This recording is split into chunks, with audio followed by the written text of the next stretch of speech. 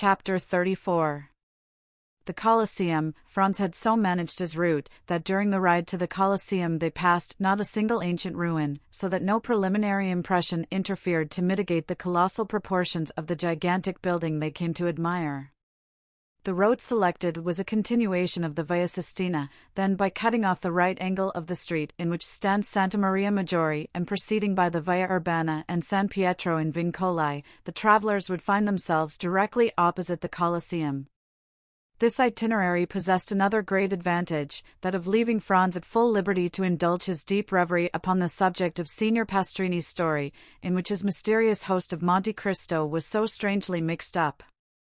Seated with folded arms in a corner of the carriage, he continued to ponder over the singular history he had so lately listened to, and to ask himself an interminable number of questions touching its various circumstances without, however, arriving at a satisfactory reply to any of them.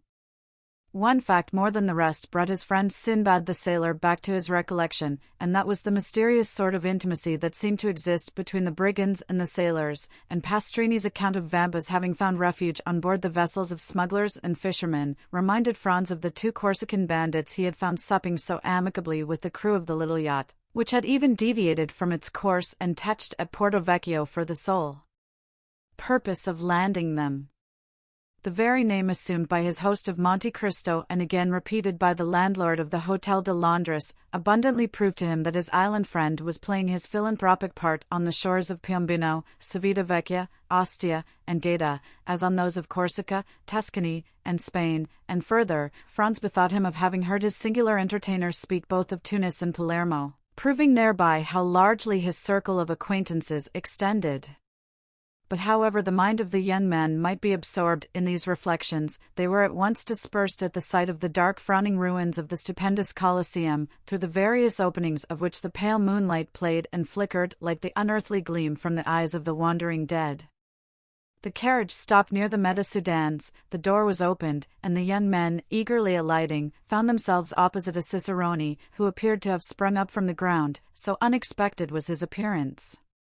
The usual guide from the hotel having followed them, they had paid 2 conductors, nor is it possible, at Rome, to avoid this abundant supply of guides, besides the ordinary cicerone, who seizes upon you directly you set foot in your hotel, and never quits you while you remain in the city. There is also a special cicerone belonging to each monument, nay, almost to each part of a monument. It may, therefore, be easily imagined there is no scarcity of guides at the Colosseum, that wonder of all ages, which Martial thus eulogizes: "Let Memphis cease to boast the barbarous miracles of her pyramids, and the wonders of Babylon be talked of no more among us. All must bow to the superiority of the gigantic labor of the Caesars, and the many voices of fame spread far and wide the surpassing merits of this incomparable monument." As for Albert and Franz, they essayed not to escape from their Ciceronian tyrants, and, indeed, it would have been so much the more difficult to break their bondage, as the guides alone are permitted to visit these monuments with torches in their hands. Thus, then, the young men made no attempt at resistance, but blindly and confidingly surrendered themselves into the care and custody of their conductors. Franz had already made 7 or 8 similar excursions to the Colosseum, while his less favored companion trod for the first time in his life the classic ground forming the monument of Flavius Vespasian, and, to his credit be it spoken, his mind, even amid the glib loquacity of the guides, was duly and deeply touched with awe and enthusiastic admiration of all he saw, and certainly no adequate notion of these stupendous ruins can be formed save by such as have visited them, and more especially by moonlight, at which time the vast proportions of the building appear twice as large when viewed by the mysterious beams of a southern moonlit sky, whose rays are sufficiently clear and vivid to light the horizon with a glow equal to the soft twilight of a western clime. Scarcely, therefore, had the reflective Franz walked 100 steps beneath the interior porticos of the ruin, when, abandoning Albert to the guides, who would by no means yield their prescriptive right of carrying their victims through the routine regularly laid down, and as regularly followed by them, but dragged the unconscious visitor to the various objects with a pertinacity that admitted of no appeal, beginning, as a matter of course, with the Lion's Den, the Hall of the Gladiators. and finishing with Caesar's podium, to escape a jargon and mechanical survey of the wonders by which he was surrounded, Franz ascended a half-dilapidated staircase, and, leaving them to follow their monotonous round, seated himself at the foot of a column and immediately opposite a large aperture, which permitted him to enjoy a full and undisturbed view of the gigantic dimensions of the majestic ruin. Franz had remained for nearly a quarter of an hour perfectly hidden by the shadow of the vast column at whose base he had found a resting place, and from whence his eyes followed the motions of Albert and his guides, who, holding torches in their hands, had emerged from a vomitorium at the opposite extremity of the Colosseum, and then again disappeared down the steps conducting to the seats reserved for the Vestal Virgins, resembling, as they glided along, some restless shades following the flickering glare of so many ignis fatui. All at once his ear caught a sound resembling that of a stone rolling down the staircase opposite the one by which he had himself ascended. There was nothing remarkable in the circumstance of a fragment of granite giving way and falling heavily below, but it seemed to him that the substance that fell gave way beneath the pressure of a foot, and also that someone, who endeavored as much as possible to prevent his footsteps from being heard, was approaching the spot where he sat. Conjecture soon became certainty, for the figure of a man was distinctly visible to Franz, gradually emerging from the staircase opposite, upon which the moon was at that moment pouring a full tide of silvery brightness. The stranger thus presenting himself was probably a person who, like Franz, preferred the enjoyment of solitude and his own thoughts to the frivolous gabble of the guides. And his appearance had nothing extraordinary in it, but the hesitation with which he proceeded, stopping and listening with anxious attention at every step he took, convinced Franz that he expected the arrival of some person. By a sort of instinctive impulse, Franz withdrew as much as possible behind his pillar. About 10 feet from the spot where he and the stranger were, the roof had given way, leaving a large round opening, through which might be seen the blue vault of heaven, thickly studded with stars. Around this opening, which had, possibly, for ages permitted a free entrance to the brilliant moonbeams that now illumined the vast pile, grew a quantity of creeping plants, whose delicate green branches stood out in bold relief against the clear azure of the firmament, while large masses of thick, strong fibrous shoots forced their way through the chasm and hung floating to and fro, like so many waving strings. The person whose mysterious arrival had attracted the attention of Franz stood in a kind of half-light that rendered it impossible to distinguish his features, although his dress was easily made out. He wore a large brown mantle, one fold of which, thrown over his left shoulder, served likewise to mask the lower part of his countenance, while the upper part was completely hidden by his broad-brimmed hat. The lower part of his dress was more distinctly visible by the bright rays of the moon, which, entering through the broken ceiling, shed their refulgent beams on feet cased in elegantly made boots of polished leather, over which descended fashionably cut trousers of black cloth. From the imperfect means Franz had of judging, he could only come to one conclusion, that the person whom he was thus watching certainly belonged to no inferior station of life. Some few minutes had elapsed, and the stranger began to show manifest signs of impatience, when a slight noise was heard outside the aperture in the roof, and almost immediately a dark shadow seemed to obstruct the flood of light that had entered it, and the figure of a man was clearly seen gazing with eager scrutiny on the immense space beneath him. Then, as his eye caught sight of him in the mantle, he grasped a floating mass of thickly matted boughs, and glided down by their help to within 3 or 4 feet of the ground, and then leaped lightly on his feet. The man who had performed this daring act with so much indifference wore the Transtever costume. "I beg your Excellency's pardon for keeping you waiting," said the man, in the Roman dialect, "but I don't think I'm many minutes after my time. 10 o'clock has just struck by the clock of St. John Lateran." "Say not a word about being late," replied the stranger in purest Tuscan, "'tis I who am too soon. But even if you had caused me to wait a little while, I should have felt quite sure that the delay was not occasioned by any fault of yours." "Your Excellency is perfectly right in so thinking," said the man. "I came here direct from the castle of St. Angelo, and I had an immense deal of trouble before I could get a chance to speak to Beppo." "And who is Beppo?" "Oh, Beppo is employed in the prison, and I give him so much a year to let me know what is going on within His Holiness's castle." "Indeed! You are a provident person, I see." "Why, you see, no one knows what may happen." Perhaps some of these days I may be entrapped, like poor Peppino, and may be very glad to have some little nibbling mouse to gnaw the meshes of my net, and so help me out of prison. Briefly, what did you learn? That 2 executions of considerable interest will take place the day after tomorrow at 2 o'clock, as is customary at Rome at the commencement of all great festivals. One of the culprits will be Mazzilato Winkwithafron III. He is an atrocious villain, who murdered the priest who brought him up, and deserves not the smallest pity. The other sufferer is sentenced to be Decapitato Winkwithafron IV, and he, your Excellency, is poor Peppino. The fact is that you have inspired not only the pontifical government, but also the neighboring states, with such extreme fear that they are glad of all opportunity of making an example. But Peppino did not even belong to my band. He was merely a poor shepherd, whose only crime consisted in furnishing us with provisions, which makes him your accomplice to all intents and purposes. But mark the distinction with which he is treated. Instead of being knocked on the head as you would be if once they caught hold of you, he is simply sentenced to be guillotined, by which means, too, the amusements of the day are diversified, and there is a spectacle to please every spectator. Without reckoning the wholly unexpected one I am preparing to surprise them with. My good friend, said the man in the cloak, excuse me for saying that you seem to me precisely in the mood to commit some wild or extravagant act. Perhaps I am, but one thing I have resolved on, and that is, to stop at nothing to restore a poor devil to liberty, who has got into this scrape solely from having served me. I should hate and despise myself as a coward did I desert the brave fellow in his present extremity. And what do you mean to do? To surround the scaffold with 20 of my best men, who, at a signal from me, will rush forward directly Peppino is brought for execution, and, by the assistance of their stilettos, drive back the guard, and carry off the prisoner. That seems to me as hazardous as uncertain, and convinces me that my scheme is far better than yours.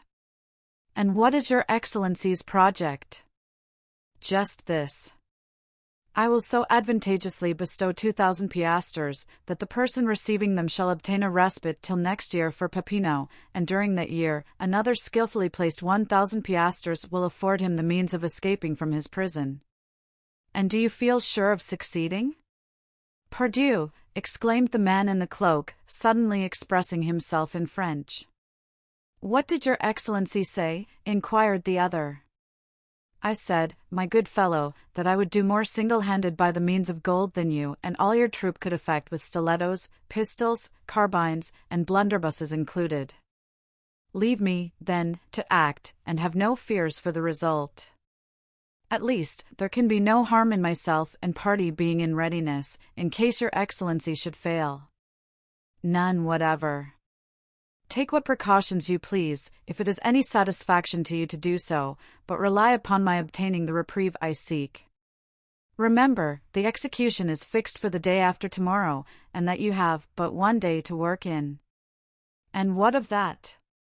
Is not a day divided into 24 hours, each hour into 60 minutes, and every minute subdivided into 60 seconds? Now in 86,400 seconds very many things can be done.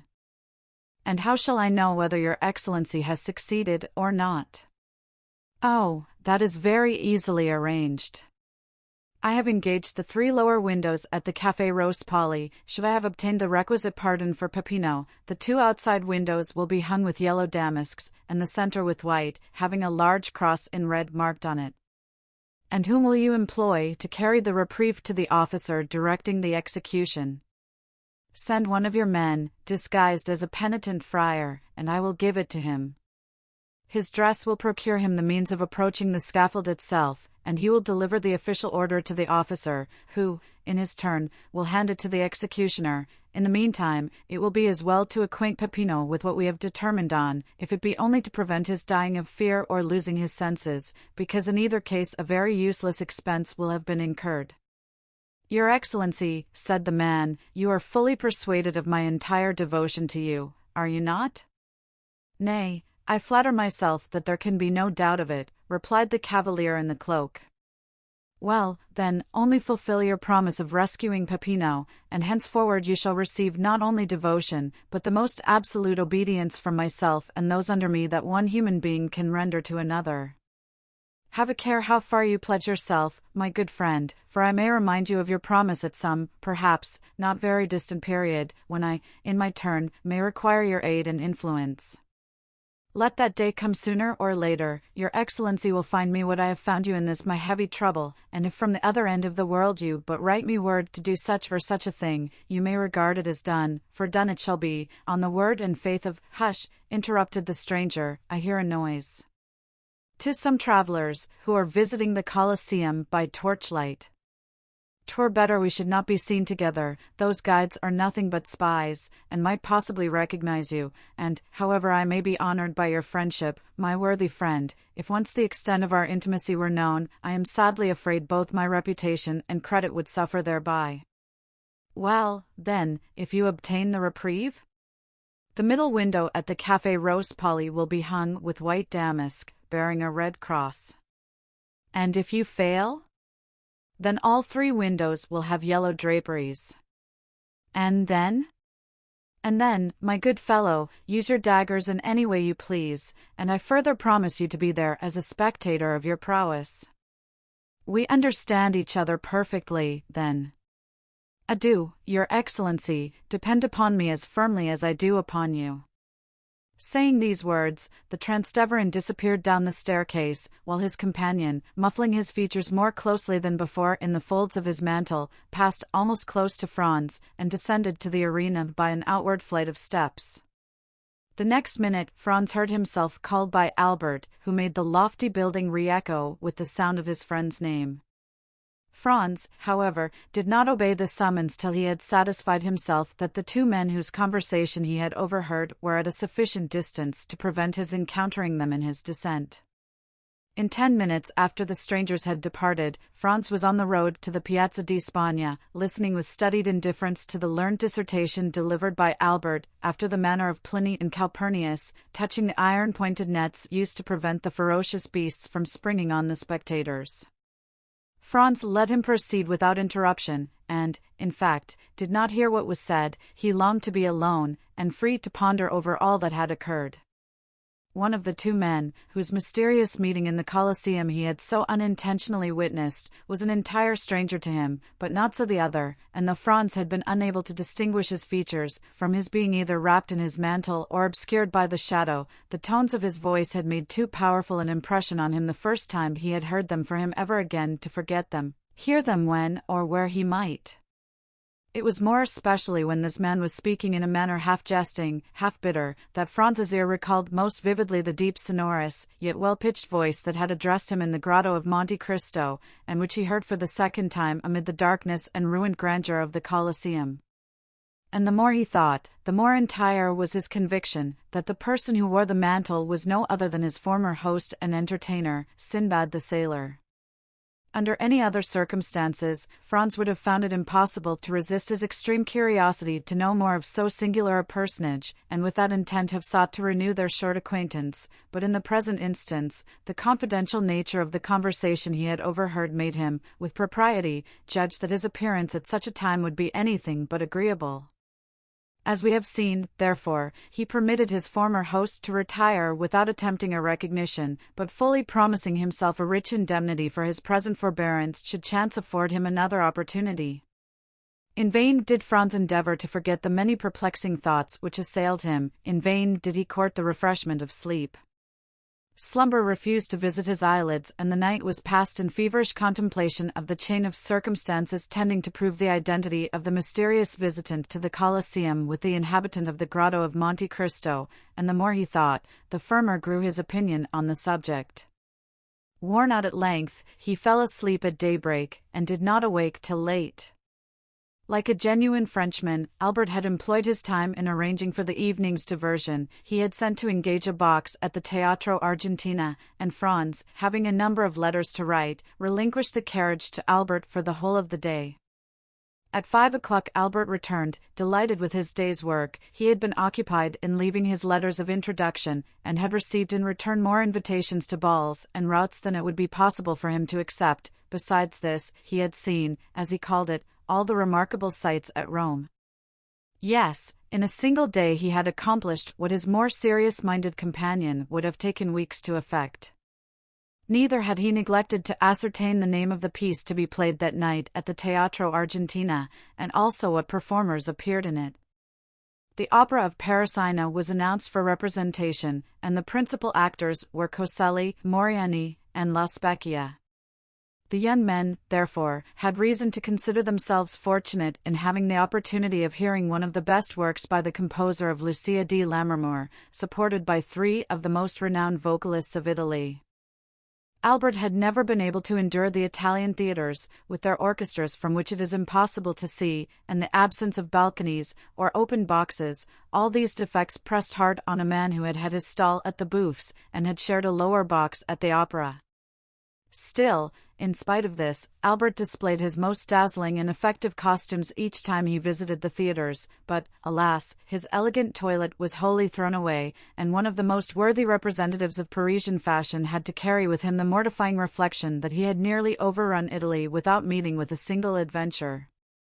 Sometimes Albert would affect to make a joke of his want of success, but internally he was deeply wounded, and his self-love immensely piqued, to think that Albert de Morcerf, the most admired and most sought after of any young person of his day, should thus be passed over, and merely have his labor for his pains. And the thing was so much the more annoying, as, according to the characteristic modesty of a Frenchman, Albert had quitted Paris with the full conviction that he had only to show himself in Italy to carry all before him, and that upon his return he should astonish the Parisian world with the recital of his numerous love affairs. Alas, poor Albert! None of those interesting adventures fell in his way. The lovely Genoese, Florentines, and Neapolitans were all faithful, if not to their husbands, at least to their lovers, and thought not of changing even for the splendid appearance of Albert de Morcerf, and all he gained was the painful conviction that the ladies of Italy have this advantage over those of France, that they are faithful even in their infidelity. Yet he could not restrain a hope that in Italy, as elsewhere, there might be an exception to the general rule. Albert, besides being an elegant, well-looking young man, was also possessed of considerable talent and ability. Moreover, he was a viscount, a recently created one, certainly, but in the present day it is not necessary to go as far back as Noah in tracing a descent, and a genealogical tree is equally estimated, whether dated from 1399 or merely 1815. But to crown all these advantages, Albert de Morcerf commanded an income of 50,000 livres, a more than sufficient sum to render him a personage of considerable importance in Paris. It was therefore no small mortification to him to have visited most of the principal cities in Italy without having excited the most trifling observation. Albert, however, hoped to indemnify himself for all these slights and indifferences during the carnival, knowing full well that among the different states and kingdoms in which this festivity is celebrated, Rome is the spot where even the wisest and gravest throw off the usual rigidity of their lives, and deign to mingle in the follies of this time of liberty and relaxation.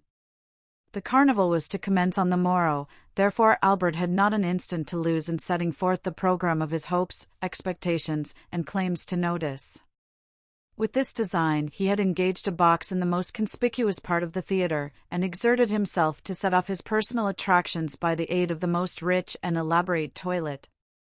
The box taken by Albert was in the first circle, although each of the 3 tiers of boxes is deemed equally aristocratic, and is, for this reason, generally styled the nobility's boxes, and although the box engaged for the 2 friends was sufficiently capacious to contain at least a dozen persons, it had cost less than would be paid at some of the French theatres for one admitting merely 4 occupants.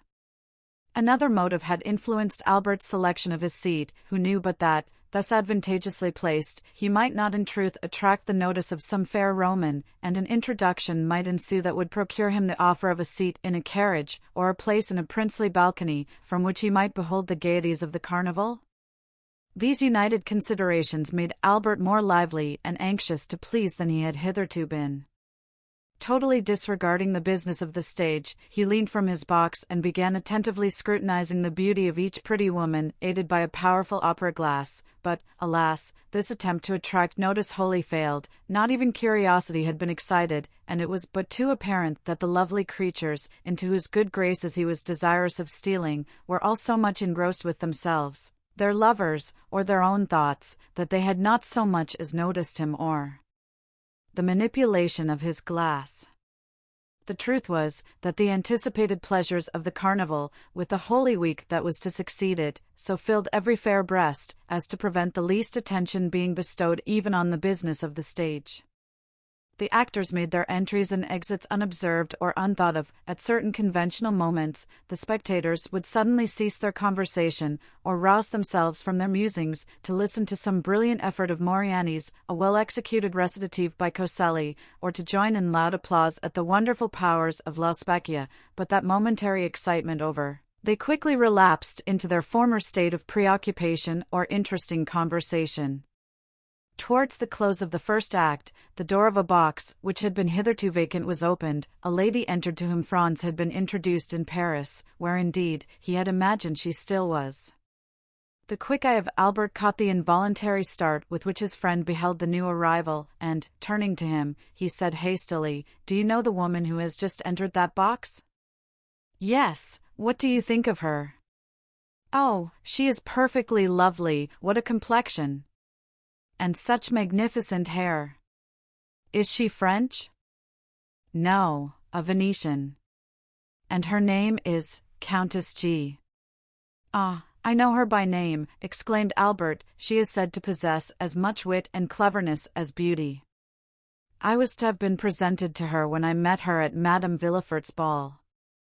"Shall I assist you in repairing your negligence?" asked Franz. "My dear fellow, are you really on such good terms with her as to venture to take me to her box?" "Why, I have only had the honor of being in her society and conversing with her 3 or 4 times in my life, but you know that even such an acquaintance as that might warrant my doing what you ask."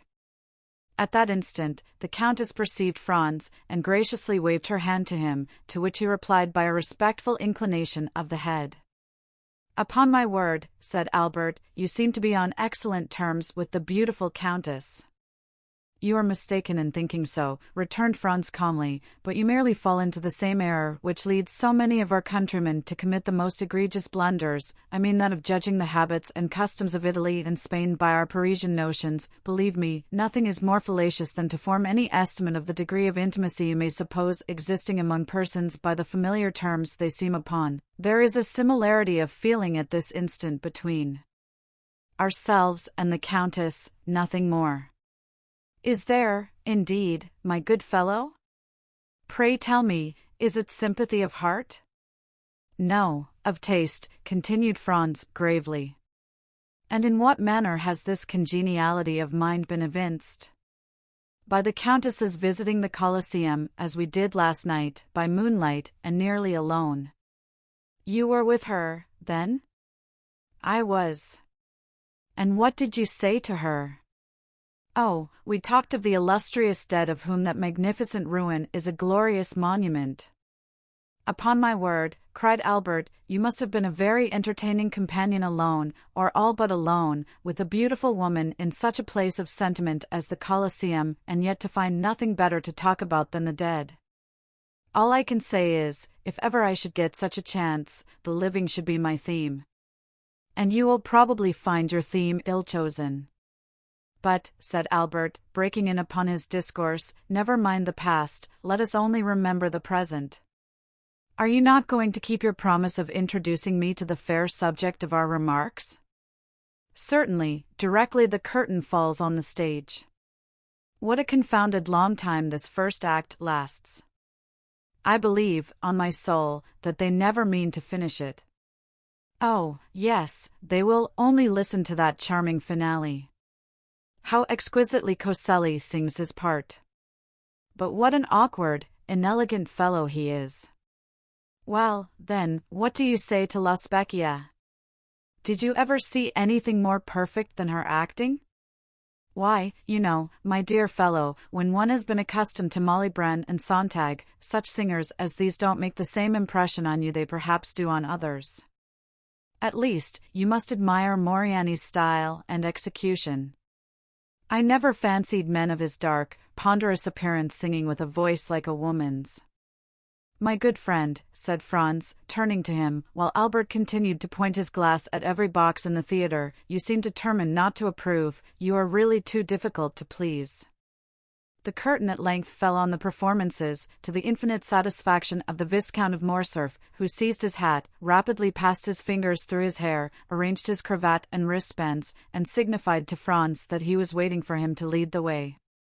Franz, who had mutely interrogated the Countess, and received from her a gracious smile in token that he would be welcome, sought not to retard the gratification of Albert's eager impatience, but began at once the tour of the house, closely followed by Albert, who availed himself of the few minutes required to reach the opposite side of the theatre to settle the height and smoothness of his collar, and to arrange the lappets of his coat. This important task was just completed as they arrived at the Countess's box. At the knock, the door was immediately opened, and the young man who was seated beside the Countess, in obedience to the Italian custom, instantly rose and surrendered his place to the strangers, who, in turn, would be expected to retire upon the arrival of other visitors. Franz presented Albert as one of the most distinguished young men of the day, both as regarded his position in society and extraordinary talents, nor did he say more than the truth, for in Paris and the circle in which the Viscount moved, he was looked upon and cited as a model of perfection. Franz added that his companion, deeply grieved at having been prevented the honor of being presented to the Countess during her sojourn in Paris, was most anxious to make up for it, and had requested him, Franz, to remedy the past misfortune by conducting him to her box, and concluded by asking pardon for his presumption in having taken it upon himself to do so. The Countess, in reply, bowed gracefully to Albert, and extended her hand with cordial kindness to Franz. Then, inviting Albert to take the vacant seat beside her, she recommended Franz to take the next best, if he wished to view the ballet, and pointed to the one behind her own chair. Albert was soon deeply engrossed in discoursing upon Paris and Parisian matters, speaking to the Countess of the various persons they both knew there. Franz perceived how completely he was in his element, and, unwilling to interfere with the pleasure he so evidently felt, took up Albert's glass, and began in his turn to survey the audience. Sitting alone, in the front of a box immediately opposite, but situated on the third row, was a woman of exquisite beauty, dressed in a Greek costume, which evidently, from the ease and grace with which she wore it, was her national attire. Behind her, but in deep shadow, was the outline of a masculine figure, but the features of this latter personage it was not possible to distinguish. Franz could not forbear breaking in upon the apparently interesting conversation passing between the Countess and Albert, to inquire of the former if she knew who was the fair Albanian opposite, since beauty such as hers was well worthy of being observed by either sex. "All I can tell about her," replied the Countess, "is, that she has been at Rome since the beginning of the season, for I saw her where she now sits the very first night of the season, and since then she has never missed a performance. Sometimes she is accompanied by the person who is now with her, and at others she is merely attended by a black servant." "And what do you think of her personal appearance?" "Oh, I consider her perfectly lovely. She is just my idea of what Medora must have been." Franz and the Countess exchanged a smile, and then the latter resumed her conversation with Albert, while Franz returned to his previous survey of the house and company. The curtain rose on the ballet, which was one of those excellent specimens of the Italian school, admirably arranged and put on the stage by Henri, who has established for himself a great reputation throughout Italy for his taste and skill in the choreographic art, one of those masterly productions of grace, method, and elegance in which the whole corps de ballet, from the principal dancers to the humblest supernumerary, are all engaged on the stage at the same time, and 150 persons may be seen exhibiting the same attitude, or elevating the same arm or leg with a simultaneous movement that would lead you to suppose that but one mind, one act of volition, influenced the moving mass. The ballet was called Poliska. However much the ballet might have claimed his attention, Franz was too deeply occupied with the beautiful Greek to take any note of it, while she seemed to experience an almost childlike delight in watching it, her eager, animated looks contrasting strongly with the utter indifference of her companion, who, during the whole time the piece lasted, never even moved, not even when the furious, crashing din produced by the trumpets, cymbals, and Chinese bells sounded their loudest from the orchestra. Of this he took no heed, but was, as far as appearances might be trusted, enjoying soft repose and bright celestial dreams. The ballet at length came to a close, and the curtain fell amid the loud, unanimous plaudits of an enthusiastic and delighted audience. Owing to the very judicious plan of dividing the two acts of the opera with a ballet, the pauses between the performances are very short, the singers in the opera having time to repose themselves and change their costume, when necessary, while the dancers are executing their pirouettes and exhibiting their graceful steps. The overture to the second act began, and, at the first sound of the leader's bow across his violin, Franz observed the sleeper slowly arise and approach the Greek girl, who turned around to say a few words to him, and then, leaning forward again on the railing of her box, she became as absorbed as before in what was going on. The countenance of the person who had addressed her remained so completely in the shade, that, though Franz tried his utmost, he could not distinguish a single feature. The curtain rose, and the attention of Franz was attracted by the actors, and his eyes turned from the box containing the Greek girl and her strange companion to watch the business of the stage. Most of my readers are aware that the second act of Parisina opens with the celebrated and effective duet in which Parisina, while sleeping, betrays to Azo the secret of her love for Hugo. The injured husband goes through all the emotions of jealousy until conviction seizes on his mind, and then, in a frenzy of rage and indignation, he awakens his guilty wife to tell her that he knows her guilt and to threaten her with his vengeance. This duet is one of the most beautiful, expressive and terrible conceptions that has ever emanated from the fruitful pen of Donizetti. Franz now listened to it for the third time, yet its notes, so tenderly expressive and fearfully grand as the wretched husband and wife gave vent to their different griefs and passions, thrilled through the soul of Franz with an effect equal to his first emotions upon hearing it. Excited beyond his usual calm demeanor, Franz rose with the audience, and was about to join the loud, enthusiastic applause that followed, but suddenly his purpose was arrested, his hands fell by his sides, and the half-uttered bravos expired on his lips. The occupant of the box in which the Greek girl sat appeared to share the universal admiration that prevailed, for he left his seat to stand up in front, so that, his countenance being fully revealed, Franz had no difficulty in recognizing him as the mysterious inhabitant of Monte Cristo, and the very same person he had encountered the preceding evening in the ruins of the Colosseum, and whose voice and figure had seemed so familiar to him. All doubt of his identity was now at an end. His singular host evidently resided at Rome. The surprise and agitation occasioned by this full confirmation of Franz's former suspicion had no doubt imparted a corresponding expression to his features, for the Countess, after gazing with a puzzled look at his face, burst into a fit of laughter, and begged to know what had happened. "Countess," returned Franz, totally unheeding her raillery, "I asked you a short time since if you knew any particulars respecting the Albanian lady opposite. I must now beseech you to inform me who and what is her husband." "Nay," answered the Countess, "I know no more of him than yourself." "Perhaps you never before noticed him?" "What a question, so truly French! Do you not know that we Italians have eyes only for the man we love?" "True," replied Franz.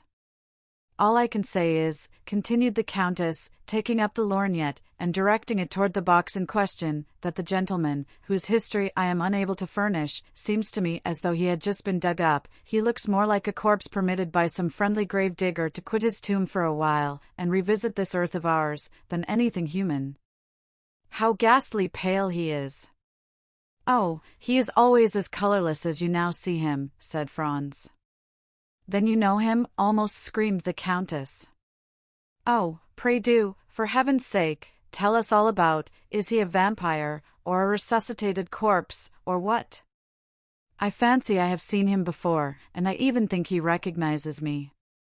"And I can well understand," said the Countess, shrugging up her beautiful shoulders, as though an involuntary shudder passed through her veins, "that those who have once seen that man will never be likely to forget him." The sensation experienced by Franz was evidently not peculiar to himself. Another, and wholly uninterested person, felt the same unaccountable awe and misgiving. "Well," inquired Franz, after the Countess had a second time directed her lorgnette at the box, "what do you think of our opposite neighbor?" "Why, that he is no other than Lord Ruthven himself in a living form." This fresh allusion to Byron, 5, drew a smile to Franz's countenance, although he could but allow that if anything was likely to induce belief in the existence of vampires, it would be the presence of such a man as the mysterious personage before him. "I must positively find out who and what he is," said Franz, rising from his seat. "No, no," cried the Countess, "you must not leave me.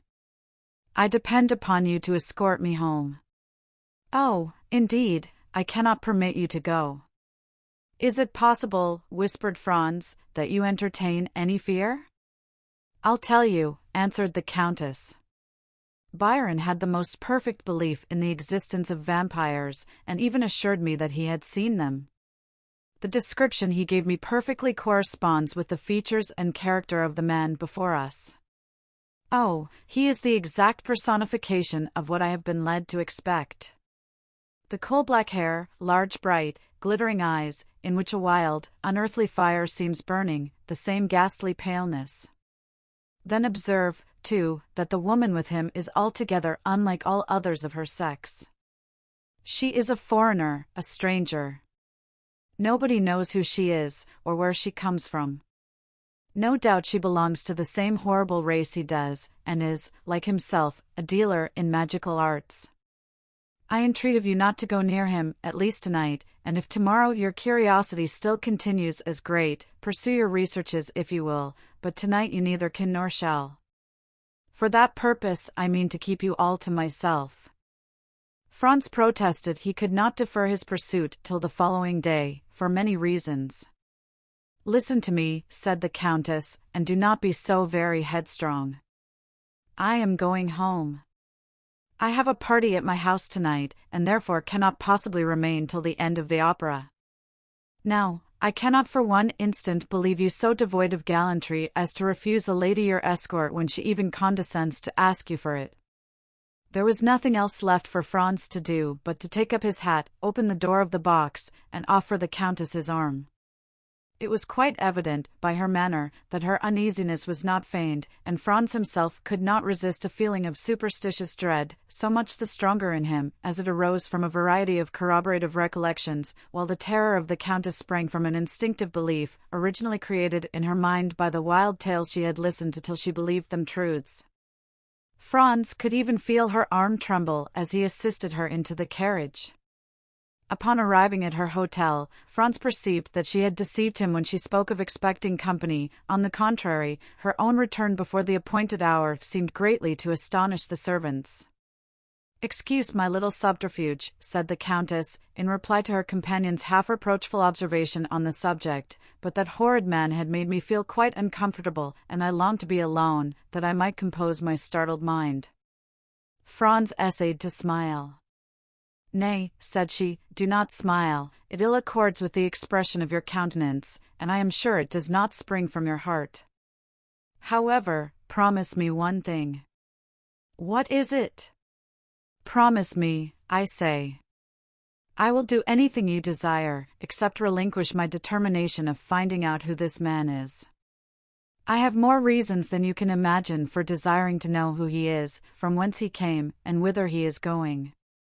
Where he comes from I am ignorant, but I can readily tell you where he is going to, and that is down below, without the least doubt." "Let us only speak of the promise you wished me to make," said Franz. "Well, then, you must give me your word to return immediately to your hotel, and make no attempt to follow this man tonight. There are certain affinities between the persons we quit and those we meet afterwards.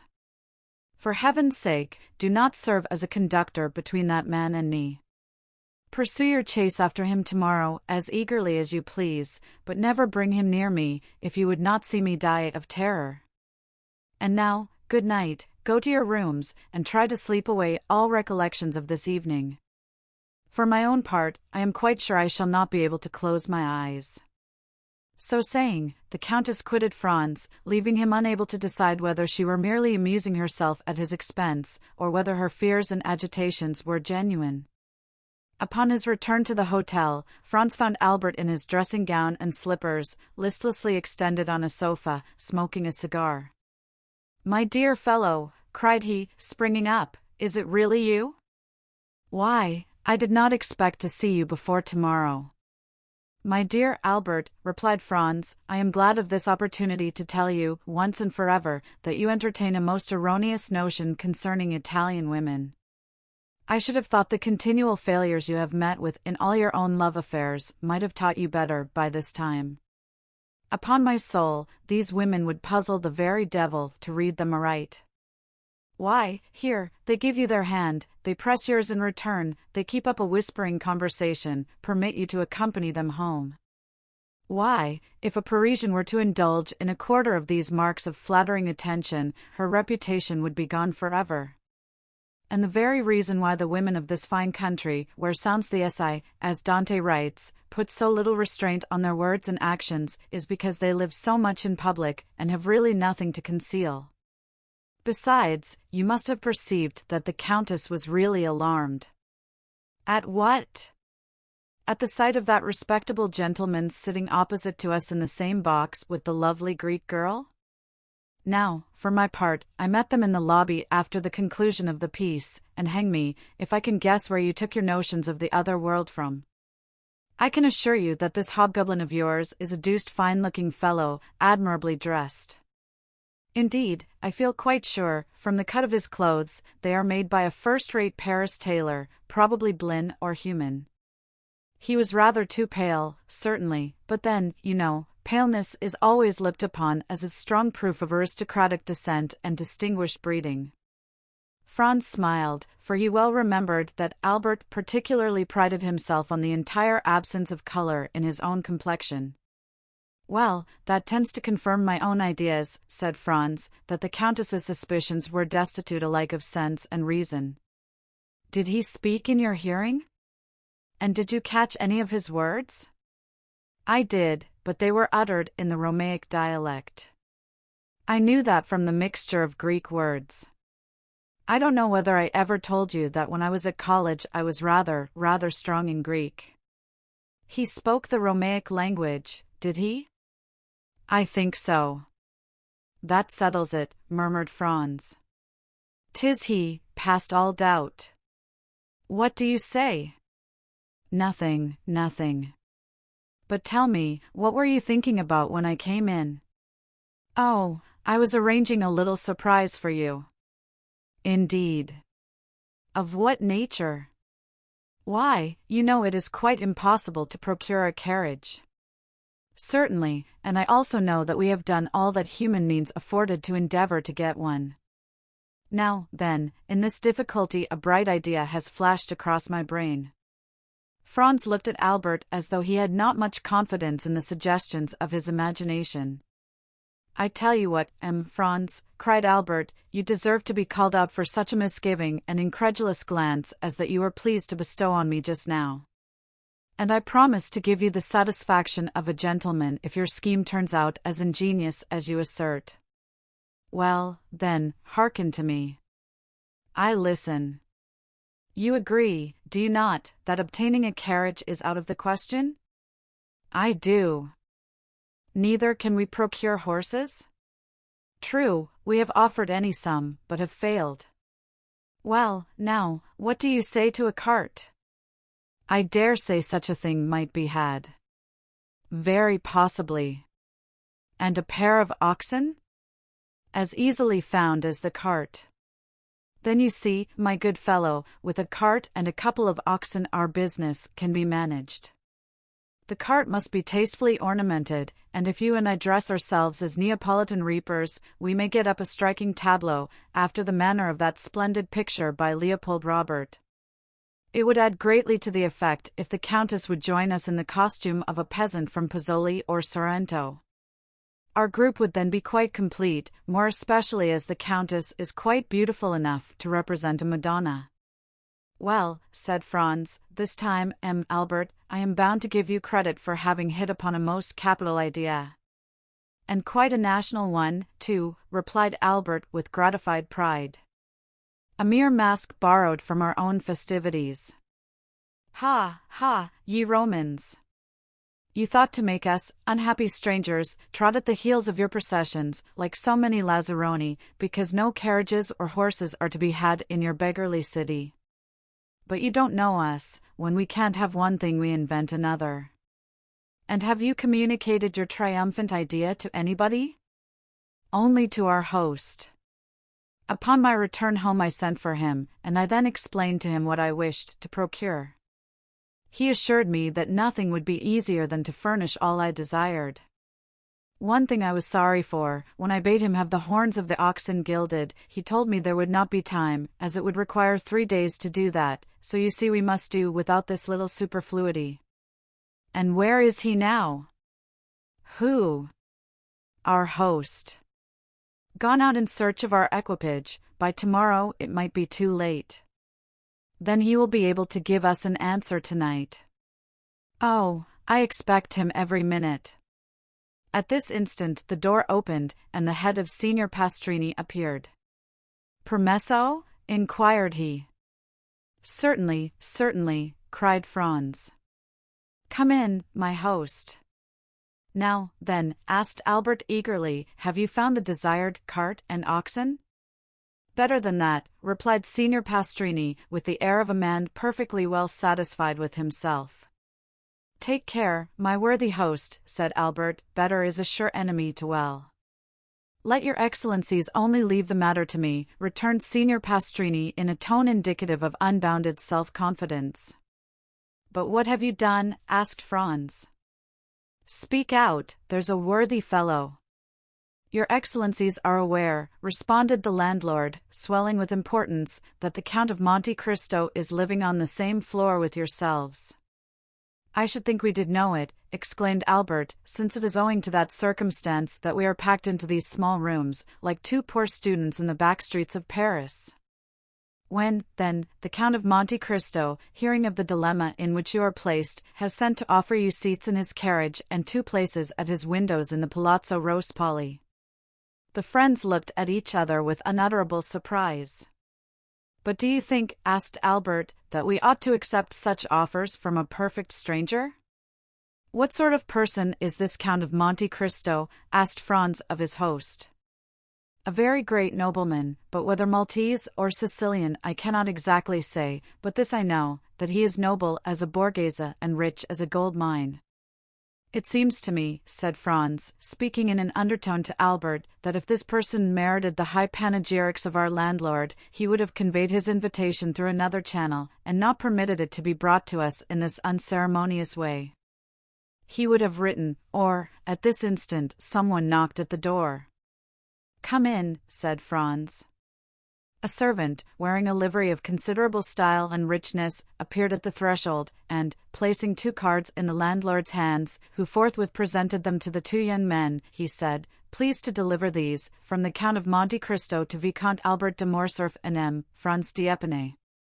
The Count of Monte Cristo, continued the servant, begs these gentlemen's permission to wait upon them as their neighbor, and he will be honored by an intimation of what time they will please to receive him. Faith, Franz, whispered Albert, there is not much to find fault with here. Tell the Count, replied Franz, that we will do ourselves the pleasure of calling on him. The servant bowed and retired. That is what I call an elegant mode of attack, said Albert. You are quite correct in what you said, Signor Pastrini. The Count of Monte Cristo is unquestionably a man of first-rate breeding and knowledge of the world. Then you accept his offer? Said the host. Of course we do, replied Albert. Still, I must own I am sorry to be obliged to give up the cart and the group of reapers, it would have produced such an effect. And were it not for the windows at the Palazzo Rospoli, by way of recompense for the loss of our beautiful scheme, I don't know but what I should have held on by my original plan. What say you, Franz? Oh, I agree with you, the windows in the Palazzo Rospoli alone decided me. The truth was, that the mention of 2 places in the Palazzo Rospoli had recalled to Franz the conversation he had overheard the preceding evening in the ruins of the Colosseum between the mysterious unknown and the Transteverin, in which the stranger in the cloak had undertaken to obtain the freedom of a condemned criminal, and if this muffled-up individual proved, as Franz felt sure he would, the same as the person he had just seen in the Teatro Argentina, then he should be able to establish his identity, and also to prosecute his researches respecting him with perfect facility and freedom.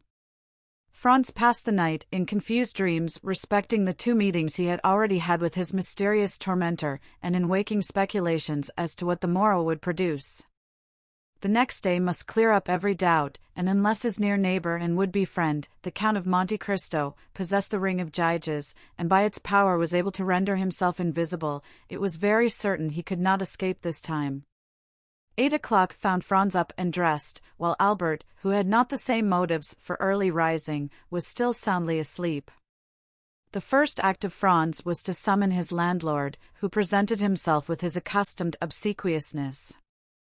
"Pray, Signor Pastrini," asked Franz, "is not some execution appointed to take place today?"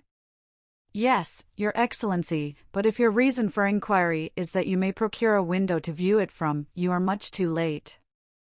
"Oh, no," answered Franz, "I had no such intention, and even if I had felt a wish to witness the spectacle, I might have done so from Monte Pincio, could I not?" "Ah," exclaimed mine host, "I did not think it likely Your Excellency would have chosen to mingle with such a rabble as are always collected on that hill, which, indeed, they consider as exclusively belonging to themselves." "Very possibly I may not go," answered Franz, "but in case I feel disposed, give me some particulars of today's executions." "What particulars would Your Excellency like to hear?" "Why, the number of persons condemned to suffer, their names, and description of the death they are to die." "That happens just lucky, Your Excellency. Only a few minutes ago they brought me the tavelettas." "What are they?" "Sort of wooden tablets hung up at the corners of streets the evening before an execution, on which is pasted up a paper containing the names of the condemned persons, their crimes, and mode of punishment. The reason for so publicly announcing all this is, that all good and faithful Catholics may offer up their prayers for the unfortunate culprits, and, above all, beseech of heaven to grant them a sincere repentance." "And these tablets are brought to you that you may add your prayers to those of the faithful, are they?" asked Franz somewhat incredulously. "Oh, dear, no, Your Excellency. I have not time for anybody's affairs, but my own and those of my honorable guests, but I make an agreement with the man who pastes up the papers, and he brings them to me as he would the playbills, that in case any person staying at my hotel should like to witness an execution, he may obtain every requisite information concerning the time and place, etc." "Upon my word, that is a most delicate attention on your part, Signor Pastrini," cried Franz. "Why, Your Excellency," returned the landlord, chuckling and rubbing his hands with infinite complacency, "I think I may take upon myself to say I neglect nothing to deserve the support and patronage of the noble visitors to this poor hotel. I see that plainly enough, my most excellent host, and you may rely upon me to proclaim so striking a proof of your attention to your guests wherever I go. Meanwhile, oblige me by a sight of one of these tavelettas." "Nothing can be easier than to comply with Your Excellency's wish," said the landlord, opening the door of the chamber. "I have caused one to be placed on the landing, close by your apartment." Then, taking the tablet from the wall, he handed it to Franz, who read as follows: "The public is informed that on Wednesday, February 23rd, being the first day of the Carnival, executions will take place in the Piazza del Popolo, by order of the Tribunal of the Rota, of 2 persons, named Andrea Rondolo, and Peppino, otherwise called Rocca Priori. The former found guilty of the murder of a venerable and exemplary priest, named Don Cesar Torlini, canon of the Church of St. John Lateran, and the latter convicted of being an accomplice of the atrocious and sanguinary bandit, Luigi Vampa, and his band. The first named malefactor will be Mazzolatto, the second culprit decapitado. The prayers of all good Christians are entreated for these unfortunate men, that it may please God to awaken them to a sense of their guilt, and to grant them a hearty and sincere repentance for their crimes." This was precisely what Franz had heard the evening before in the ruins of the Colosseum. No part of the program differed, the names of the condemned persons, their crimes, and mode of punishment, all agreed with his previous information. In all probability, therefore, the Transteverin was no other than the bandit Luigi Vampa himself, and the man shrouded in the mantle the same he had known as Sinbad the Sailor, but who, no doubt, was still pursuing his philanthropic expedition in Rome, as he had already done at Porto Vecchio and Tunis. Time was getting on, however, and Franz deemed it advisable to awaken Albert, but at the moment he prepared to proceed to his chamber, his friend entered the room in perfect costume for the day. The anticipated delights of the carnival had so run in his head as to make him leave his pillow long before his usual hour. "Now, my excellent Signor Pastrini," said Franz, addressing his landlord, "since we are both ready, do you think we may proceed at once to visit the Count of Monte Cristo?" "Most assuredly," replied he. "The Count of Monte Cristo is always an early riser, and I can answer for his having been up these 2 hours. Then you really consider we shall not be intruding if we pay our respects to him directly?" "Oh, I am quite sure. I will take all the blame on myself if you find I have led you into an error." "Well, then, if it be so, are you ready, Albert?" "Perfectly. Let us go and return our best thanks for his courtesy." "Yes, let us do so." The landlord preceded the friends across the landing, which was all that separated them from the apartments of the Count, rang at the bell, and, upon the door being opened by a servant, said, "I Signori Francisci." The domestic bowed respectfully, and invited them to enter. They passed through 2 rooms, furnished in a luxurious manner they had not expected to see under the roof of Signor Pastrini, and were shown into an elegantly fitted-up drawing-room.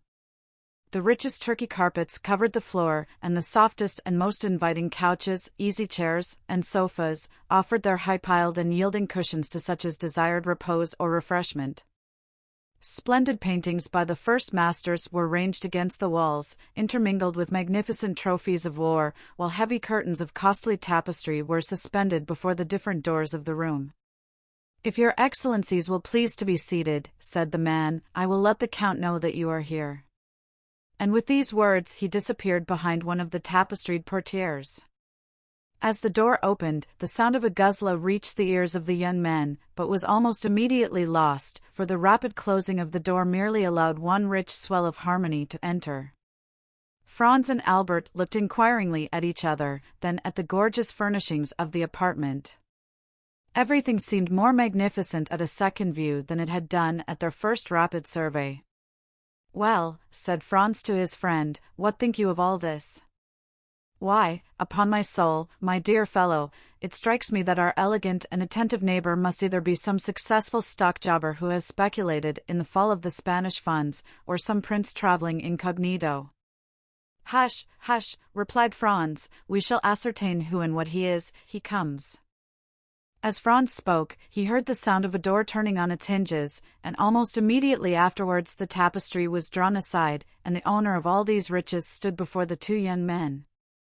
Albert instantly rose to meet him, but Franz remained, in a manner, spellbound on his chair, for in the person of him who had just entered he recognized not only the mysterious visitant to the Colosseum and the occupant of the box at the Teatro Argentina, but also his extraordinary host of Monte Cristo.